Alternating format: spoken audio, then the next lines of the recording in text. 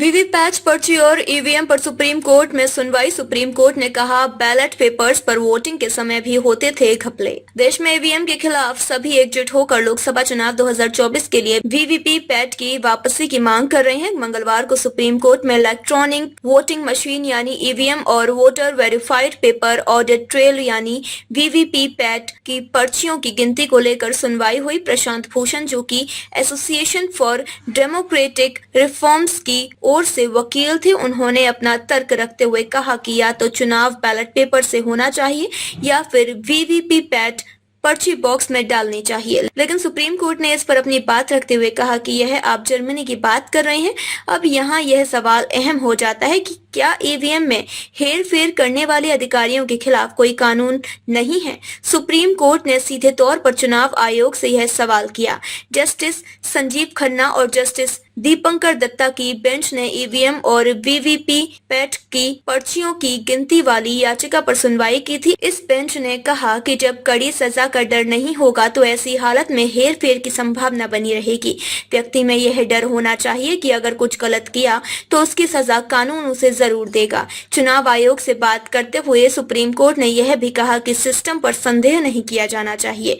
Justice Sanjeev Khanna ने प्रशांत भूषण की VVPAT वाली बात का जवाब देते हुए कहा कि आप जर्मनी की बात कर रहे हैं, यहाँ 98 करोड़ की संख्या में वोटर हैं। सुप्रीम कोर्ट ने भूतकाल में हुए वाक्यों को याद दिलाते हुए कहा कि हमारी उम्र 60 से ऊपर है, हम जानते हैं पहले के मतदान में क्या होता था।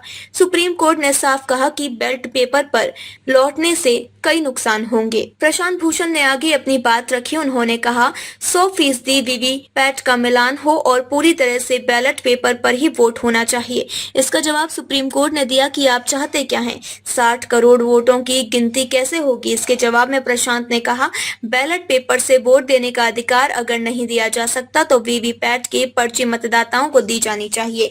जस्टिस खन्ना ने अपनी बात को साफ तौर पर रखा। उन्होंने प्रशांत भूषण को कहा कि अगर आप किसी दुकान पर जाते हैं तो वहां बारकोड होता है। बारकोड में गिनती में कोई मदद नहीं मिलती जब तक कि हर उम्मीदवार या पार्टी को बारकोड ना दिया जाए। इससे बहुत बड़ी समस्या हो जाएगी। ईवीएम सही काम कर रही है या नहीं, यह बात जानने के लिए हमें उत्तर चाहिए होगा।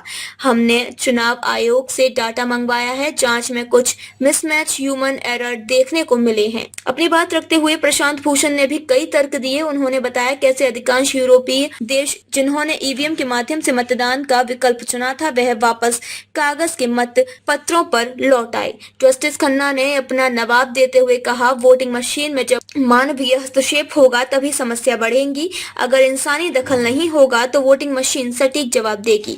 अगर आपके पास ईवीएम में छेड़छाड़ रोकने के लिए कोई सुझाव है तो आप हमें दे सकते हैं। इस तरह से सुप्रीम कोर्ट ने अपना रुख पूरी तरह से साफ कर दिया है और कहा है कि भारत जैसे देश की आबादी से चुनाव कराने के लिए ईवीएम ही एक उचित विकल्प है।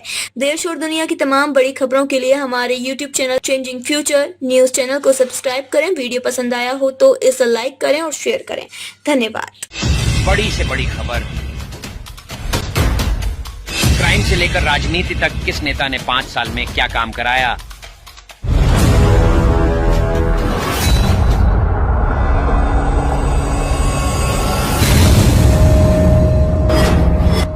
मिलेगी सबसे पहले हर खबर चेंजिंग फ्यूचर न्यूज पर, जो बदलेगा आपका